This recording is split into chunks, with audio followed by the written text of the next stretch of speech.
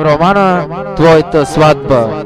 През 2011 година в един горещ вторник ние с моите приятели отивахме на кафе. Когато седяхме на масата, сервитьорката дойде и ни каза: какво желаете? Аз отвърнах една усмивка от вас и едно хапче против антиспин.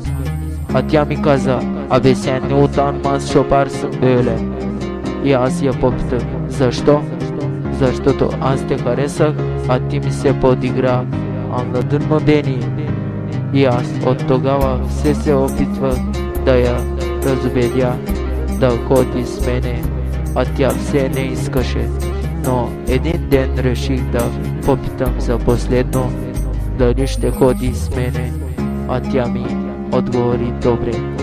Ние ходихме с нея 2-3 седмици и на третата седмица диджей Басо идва и ми казва: твоето момиче щял да се жени. И аз учуден от тези думи отидох при момичето и я попитах дали е истина.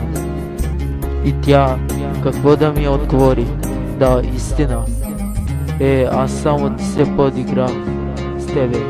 И след време в село Каменар се женила и аз от мъка отидох и се самоубих.